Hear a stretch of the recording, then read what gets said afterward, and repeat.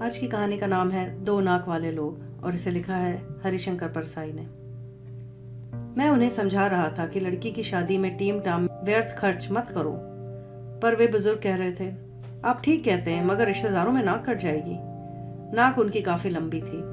मेरा ख्याल है नाक की हिफाजत सबसे ज्यादा इसी देश में होती है, और या तो नाक बहुत नर्म होती है या छुरा बहुत तेज, जिससे छोटी सी बात पे भी नाक कट जाती है। छोटे आदमी की नाक बहुत नाजुक होती है। ये छोटा आदमी नाक को छुपाकर क्यों नहीं रखता?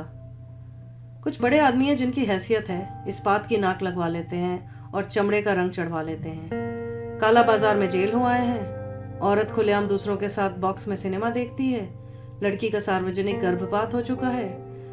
लोग उस तरह लिए नाक काटने को घूम रहे हैं, मगर काटे कैसे? नाक तो स्टील की है, चेहरे पर पहले जैसी ही फिट हो जाती है और शोभा बढ़ा रही है।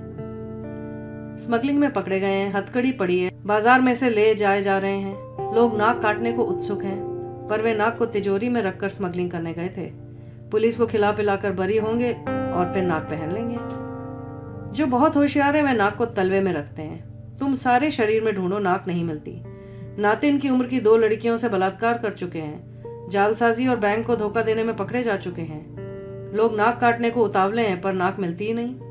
वह तो तलवे में है। कोई जीव शास्त्री अगर नाक की तलाश कर भी दे तो तलवे की नाक काटने से क्या होता है? नाक तो चेहरे पर की ही कटे तभी तो कुछ मतलब होता है। और जो लोग नाक रखते ही नहीं, उन्हें तो कोई डर ही नहीं है। 2 छेद हैं जिनसे सांस ले लेते हैं। कुछ नाकें गुलाब के पौधे की तरह होती हैं। कलम कर दो तो और अच्छी शाखा बढ़ती है और फूल भी बढ़िया लगते हैं। मैंने ऐसी फूल वाली खुशबूदार नाकें बहुत देखी हैं। जब खुशबू कम होने लगती है फिर कलम करा लेते हैं। जैसे किसी औरत को छेड़ दिया और जूते खा गए।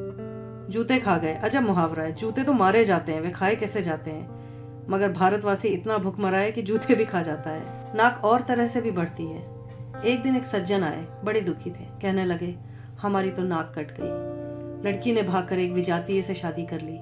हम ब्राह्मण और लड़का कलाल। नाक कट गई। मैंने उन्हें समझाया कि कटी नहीं, कलम हुई है, 3-4 महीने में और लंबी बढ़ जाएगी। 3-4 महीने बाद वे मिले तो खुश थे।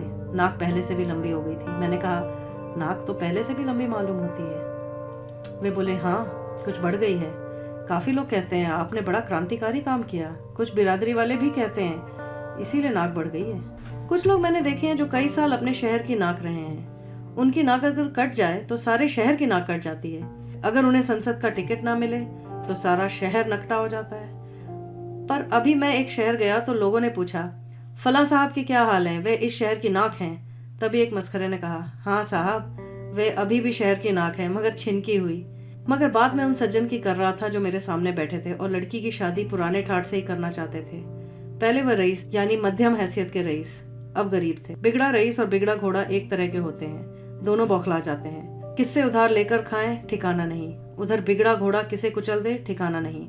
आदमी को बिगड़े रईस और बिगड़े घोड़ों दोनों से दूर रहना चाहिए। मैं भरसक कोशिश करता हूँ। मैं तो मस्ती से डोलते आते सांड को देखकर भी सड़क के किनारे की इमारत में चढ़ जाता हूँ। बड़े भाई साहब आ रहे हैं, इनका आदर करना चाहिए। तो जो भूतपूर्व संपन्न बुजुर्ग मेरे सामने बैठे थे वे प्रगतिशील थे। लड़की का अंतरजातीय विवाह कर रहे थे। वे खत्री और लड़का शुद्ध कन्याकुब्ज।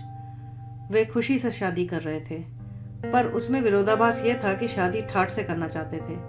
बहुत लोग एक परंपरा से छुटकारा पा लेते हैं, मगर दूसरी से बंधी रह जाते हैं। रात को शराब की पार्टी से किसी ईसाई दोस्त के घर आ रहे हैं, मगर रास्ते में अगर हनुमान का मंदिर दिख जाए तो थोड़ा तिलक भी सिंदूर का लगा लेंगे। मेरा एक घोर नास्तिक मित्र था। हम घूमने निकलते तो रास्ते में मंदिर देख के वे कह उठते, हरे राम। बाद में पछताते भी थे। तो मैं उन बुजुर्ग को समझा रहा था, आपके पास रुपए है नहीं, आप कर्ज लेके शादी का ठाट बनाएंगे, फिर कर्ज चुकाएंगे कहाँ से? जब आपने इतना नया कदम उठाया है कि अंतरजातीय विवाह कर रहे हैं तो विवाह भी नए ढंग से कीजिए ना। लड़का कन्या कुब्ज है, बिरादरी में शादी करता तो कई हजार उसे मिलते। लड़के शादी के बाजार में मवेशी की तरह बिकते हैं। अच्छा मालवी बैल और हरियाणा की भैंस ऊंची कीमत पर बिकती है। लड़का इतना त्याग तो लड़की के प्रेम के लिए कर चुका। फिर वह कहता है, अदालत जाकर शादी कर लेते हैं, बाद में एक पार्टी कर देंगे।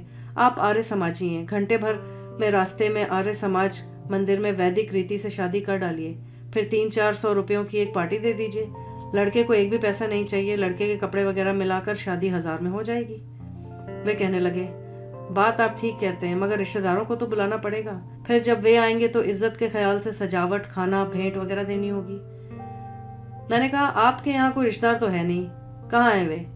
जवाब दिया, वे पंजाब में हैं। पटियाला में 3 करीबी रिश्तेदार हैं, कुछ दिल्ली में हैं, कुछ आगरा में हैं। मैंने कहा, जब पटियाले वाले के पास आपका निमंत्रण पत्र पहुंचेगा तो पहले वो आपको बुलाकर 10 गालियां देगा। मई का ये मौसम है, इतनी गर्मी, लोग तड़ातड़ लू से मर रहे हैं, ऐसे में इतना खर्च करके जबलपुर जाओ, कोई बीमार हो जाए और मुसीबत। पटियाला या दिल्ली वाला आपका निमंत्रण पाकर खुश नहीं होगा। निमंत्रण पत्र ना मिला तो वह खुश होगा और बाद में बात बनाएगा, कहेगा आजकल की जी डाक की इतनी गड़बड़ हो गई है कि निमंत्रण पत्र ही नहीं मिला, वरना ऐसा हो सकता था कि हम ना आते। मैंने फिर कहा, मैं आपसे कहता हूँ कि दूर से रिश्तेदार का निमंत्रण पत्र मुझे मिलता है तो मैं घबरा उठता हूँ। सोचता हूँ जो ब्राह्मण 11 रुपए में शनि को उतार दे, 25 रुपए में सगोत्र विवाह करा दे, मंगली लड़की का मंगल 15 रुपए में उठाकर शुक्र के दायरे में फेंक दे, वह लग्न सितंबर से लेकर मार्च तक सीमित क्यों नहीं कर देता? मई और जून की भयंकर गर्मी में लगने गोल क्यों नहीं कर देता? वह कर सकता है। और फिर ईसाई और मुसलमानों में तो बिना लगन की शादी हो जाती है, तो क्या वर वधू मर जाते हैं? 8 प्रकार के विवाहों में जो गंधर्व विवाह है वह क्या है? वह यही शादी है जो आज होने लगा है। लड़का लड़की भगा कर कहीं शादी कर लेते हैं। इधर लड़की का बाप गुस्से में पुलिस में रिपोर्ट करता है कि अमुक लड़का हमारी नाबालिग लड़की को भगा कर ले गया है, मगर कुछ नहीं होता क्योंकि लड़की मैट्रिक का सर्टिफिकेट साथ ले जाती है जिसमें जन्म की तारीख होती है। वे कहने लगे, नहीं जी, रिश्तेदारों में नाक कट जाएगी। मैंने कहा, पटियाला से इतना किराया लगाकर नाक काटने इधर कोई नहीं आएगा, फिर पटियाला में कटी नाक को कौन देखेगा? काट ले पटियाला में। वे थोड़ी देर गुमसुम बैठे रहे। मैंने कहा, देखिए जी, आप चाहें तो मैं पुरोहित हो जाता हूँ, घंटे भर में शादी करा देता हूँ। वे चौंके, कहने लगे, आपको शादी कराने की विधि आती है? मैंने कहा, हाँ, ब्राह्मण का बेटा हूँ। बुजुर्गों ने सोचा होगा कि लड़का नालायक निकल जाएगा और किसी काम धंधे के लायक ना रहेगा, तो कम से कम सत्यनारायण की कथा और विवाह विधि सिखा दो। ये मैं बचपन में ही सीख गया था। मैंने आगे कहा, और बात यह है कि आजकल कौन संस्कृत समझता है, और पंडित क्या कह रहा है इससे भी कौन सुनता है? वे तो ओम और इतना ही जानते हैं। मैं इस तरह मंगल श्लोक पढ़ दूं तो कोई ध्यान भी नहीं देगा। Om Jack and Jill went up the hill to fetch a pail of water. Om Jack fell down and broke his crown and Jill came tumbling after कुर्यात सदा मंगलम। लोग इसे वैदिक मंत्र समझेंगे। वे हंसने लगे। मैंने कहा, लड़का उत्तर प्रदेश का कन्याकुब्ज और आप पंजाब के खत्री हैं, एक दूसरे के रिश्तेदारों को कोई नहीं जानता। आप मेरी सलाह मानिए, इससे कम में भी निपट जाएगा और नाक भी कटने से बच जाएगी। लड़के के पिता की मृत्यु हो चुकी है, आप घंटे भर में शादी करवा दीजिए, फिर रिश्तेदारों को चिट्ठियां लिखिए। इधर लड़के के पिता को दिल का तेज दौरा पड़ा, डॉक्टरों ने उम्मीद छोड़ दी थी, 2-3 घंटे वे किसी तरह जी सकते थे। उन्होंने इच्छा प्रकट की कि मृत्यु से पहले लड़की की शादी हो जाए तो मेरी आत्मा को शांति मिल जाएगी। लिहाजा उनकी भावना को देखते हुए हमने फौरन शादी कर दी। लड़का लड़की वर वधू के रूप में सामने आ गए, उनके चरणों पर सर रखे। इन्होंने इतना ही कहा, सुखी रहो, और उनके प्राण पखेड़ू उड़ गए। आप माफ करेंगे कि इस मजबूरी के कारण हम आपको शादी में नहीं बुला सके। कौन जानता है आपके रिश्तेदारों में कि लड़के पिता की मृत्यु कब हुई? उन्होंने सोचा, फिर बोले, तरकीब ठीक है, पर इस तरह धोखाधड़ी मुझे पसंद नहीं। खैर, मैं उन्हें काम का आदमी नहीं लगा। दूसरे दिन मुझे बाहर जाना पड़ा। 2-3 महीने बाद लौटा तो लोगों ने बताया कि उन्होंने सामान और नकद लेके शादी कर डाली। 3-4 दिन बाद से ही साहूकार सवेरे से तकादा करने आने लगे। रोज उनकी नाक थोड़ी थोड़ी कटने लगी। मैंने पूछा, अब क्या हाल है?